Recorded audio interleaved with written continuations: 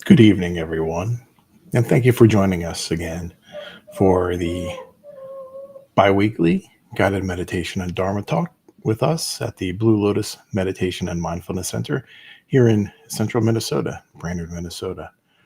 If you're familiar with Minnesota, you can imagine it's very cold in the wintertime.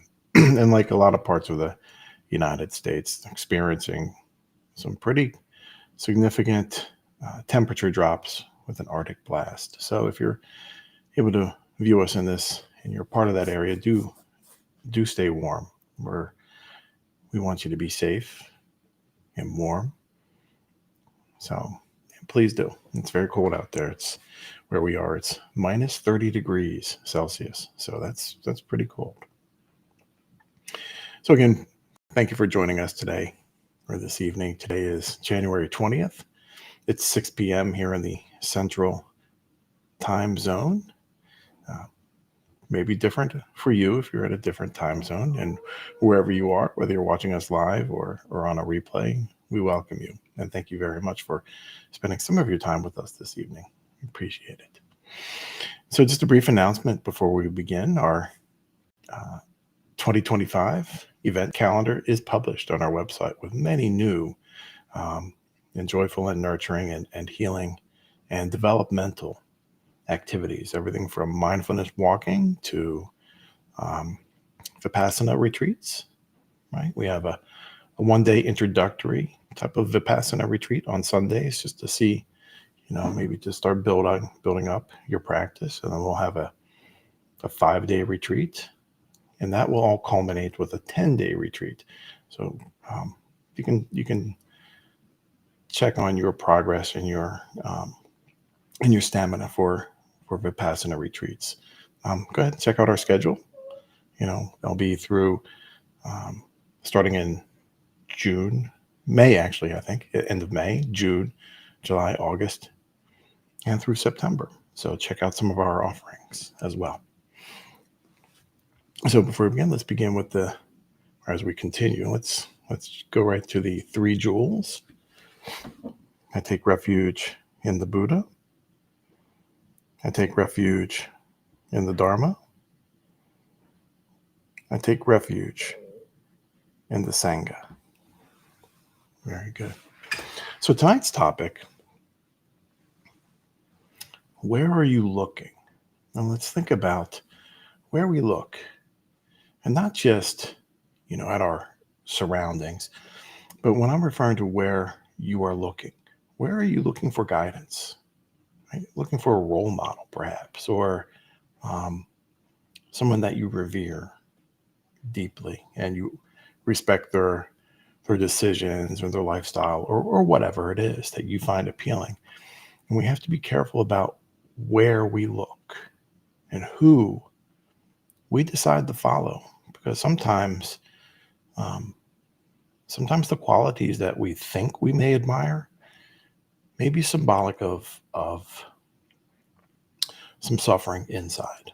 And so tonight's talk will kind of delve into some of those qualities so that maybe we can change our perspective or change our gaze from this one person or towards another, or maybe even refocus our efforts towards whoever this person is. And it could be anyone of your choosing, I suppose. And so tonight for our guided meditation, that's what we're kind of going to focus on, right? Nurturing those good qualities. And so very often we ourselves end up being that role model that somebody else may be looking at you. And so nurturing our good qualities will help develop and strengthen your own nurturing or your own Buddhahood while nurturing that other person's development. So let's begin by taking a moment to settle our bodies into a comfortable position.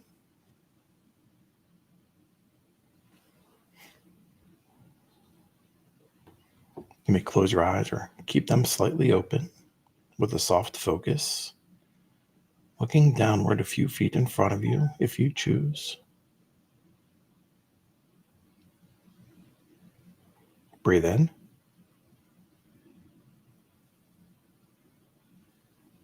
Pause. and breathe out.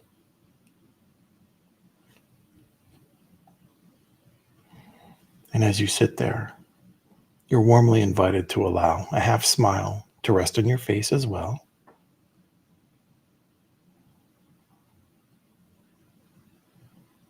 Lift your spine and soften your shoulders as you continue settling in.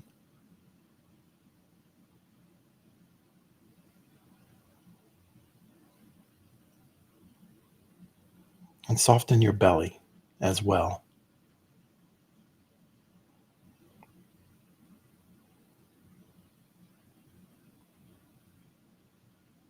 Breathe in. Pause.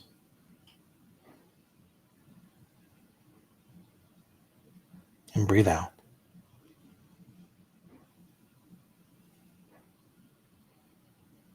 And let's meditate on nurturing our own good qualities.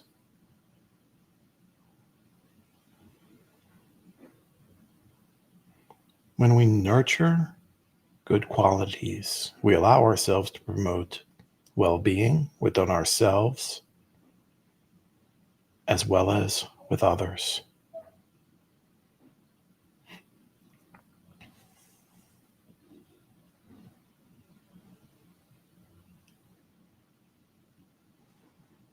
And when we nurture good qualities, we allow ourselves to sit with the suffering we experience within ourselves and with others.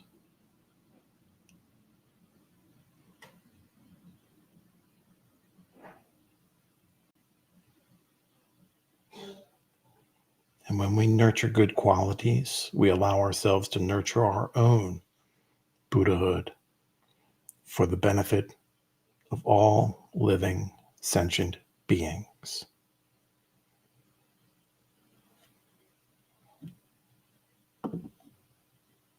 Breathe in.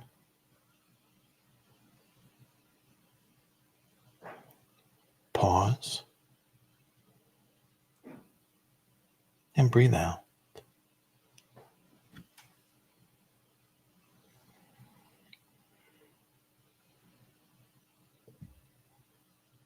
The good qualities we mindfully strive to perfect within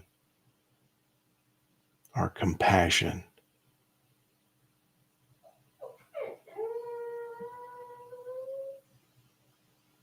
empathy,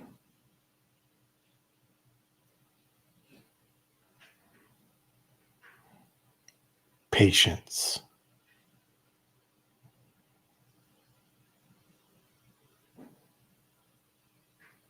grace,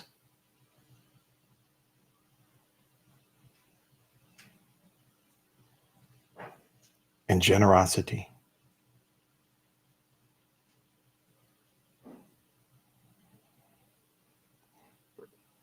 In nurturing these qualities, by the very simple practice, also removes the defiling qualities of indifference,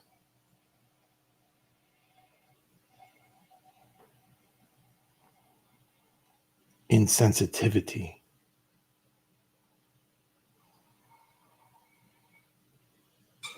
impatience,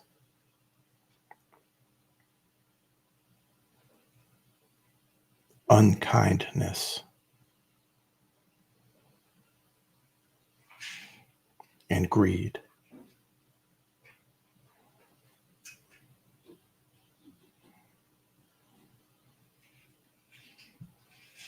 And as you sit there for the next few moments, through your own natural breathing cycle, state to yourself, I breathe in compassion. I breathe out indifference.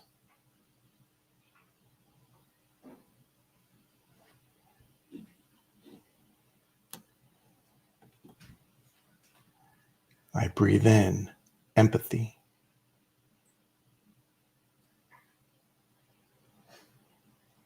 I breathe out insensitivity.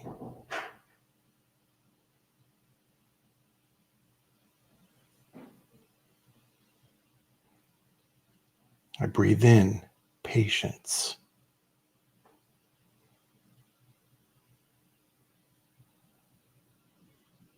I breathe out impatience.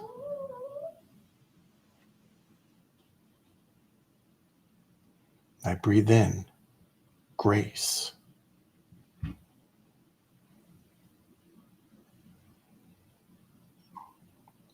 I breathe out unkindness.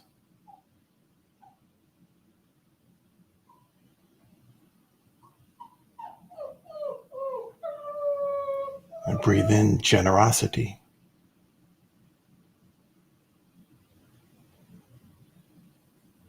I breathe out greed.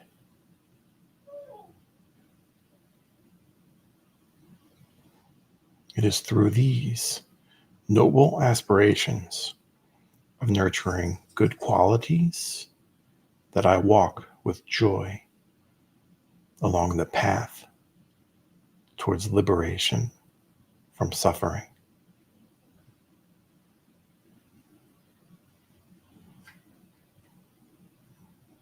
Go ahead and begin to open your eyes slowly and perhaps to reorientate yourselves before standing up. Sometimes sitting there for a few moments, maybe our feet become a little numb or disoriented a little bit.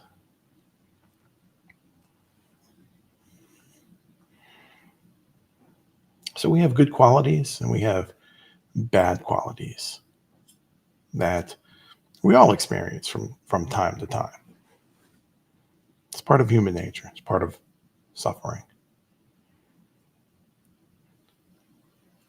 And it is because of that suffering that we experience very often, we look towards a role model or someone else in perhaps it's a spiritual sense, perhaps it's a leader of some sort. Maybe we look for them towards guidance, how to act, how to behave, perhaps how to even present ourselves. But what we really want to try to understand with that person is, how do we know that person is really worthy of our studentship or support? So we have to look at their qualities and ask ourselves, are these the qualities that I want within? Are these the qualities that I want to nurture so that I can develop, strengthen, and realize my own Buddhahood for the benefit of all living beings, of all living sentient beings as well? It's very important that we realize that, because as we develop our own wholesome qualities and we look towards those qualities or for those qualities in others, maybe we want to challenge or accept or reject what this other person is stating, whether it's verbally or whether it's through action. And so what are the wholesome qualities that we really want to consider in someone else before we decide that, again, there's someone that is worthy of our emulation or trying to develop ourselves? So they're really important qualities. And the first one is compassion. Is this person compassionate towards others? Even if others may not be so compassionate towards them, do they radiate that compassion, that caring towards others? Because remember, very often when we find someone who is crass or rude or whatnot, they are very, very much suffering. They're suffering very much within, right? And so when they suffer, when someone is suffering within, how do they respond? Maybe they're not so compassionate towards others. And if they're not compassionate towards others, they're not compassionate towards themselves either. Is this person empathetic? right? Do they have the quality of empathy towards others? And sometimes we may even think that when it comes time to empathy, maybe, oh, we have to have that same experience. Maybe, somebody's parent has passed away and we're fortunate to still have both of ours. And maybe we don't necessarily understand what they're going through. We can still have empathy. Maybe somebody has been evicted from their home and you haven't. You can still have empathy. Have you ever heard of somebody saying to a young child that, oh, that person or that child has a wise soul? The reason why is that perhaps maybe that young child is in connection or has some type of relationship, perhaps even with a past life, who was evicted or had that particular circumstance. And they can realize, they can understand empathy. And so we would want a leader or someone a role model who is empathetic towards others. They don't have empathy towards themselves. They cannot have empathy towards another, even though they may feel it, right? Everybody has the capability for these qualities, but do they nurture it? Patience. Patience is another one. Are they willing to listen and to understand what someone else is saying or trying? Understanding that a task or an event may not come to fruition right away. It may take a week, a month, a year, or perhaps even longer. Understanding that results often unfold on their own time, not on our own. So whoever our role model or this person that we look up to should have the quality of patience. Patience. It's very important. Sometimes those results don't come out the way that one person would expect. A mistake happens, right? An unfortunate circumstance. So another quality that our person of our role model or the person that we look up to is having grace. Understanding people are going to make mistakes. You are going to make mistakes. Think about the mistakes that you've made in your life. Did someone just jump on you and point out your faults? How did that make you feel? Perhaps another person saw your mistake and said, hey, you know what? That happens. That's okay. It's all part of the learning experience. So having that sense of grace and understanding, things aren't always going to work out the way that anyone anticipates. That's an important quality for this person that we look at and look towards as. Generosity. Is this person generous? Right? Or are they stingy? Right? Hoarding, greedy. Right? Typically when someone is greedy or stingy, they're afraid of losing something, no matter how hard they work. But as mindfulness practitioners, we know that impermanence exists. We can have something today and it can be gone in the very next moment. And that is just the law of impermanence. Is this person uplifting? Do they uplift others when they speak in a wholesome way? Not just riling emotions, right? Not eliciting feelings and emotions of anger, violence, pettiness. Is this person unifying, right? Are they unifying and uplifting? Are they loving? Too often we hear the term tough love. Although I think most of us understand where that's coming from, that can be very hard. So is their heart open?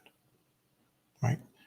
I remember seeing some videos out there where a parent, or a couple little children, right? They're probably about 7 or 8, 6, somewhere around that neighborhood. They wanted to run away, right? A lot of kids do when they're little, right? Get their little backpack, pack a sandwich, a stuffed animal, maybe a blanket or something. They often, very times, don't make it past the front driveway, and then they come back home. In this particular video, the parent was chastising them. Well, why do you want to come back here?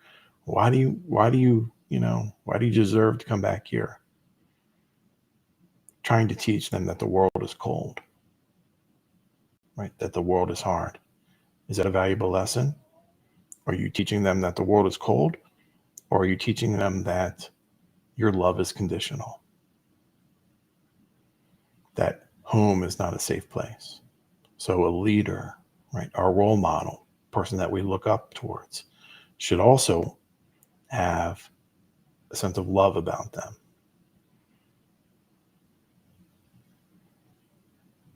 And again, are they unifying in their speech? And that's very important as well.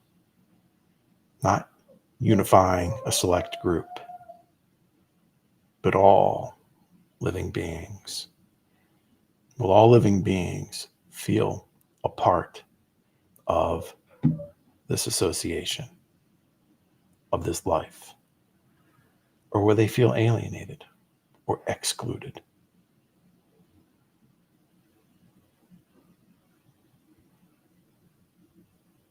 Is our role model, or person that we look up to, are they peaceful? Do they have a sense of calm? Do they have a sense of balance within? Or are they erratic, all over the place?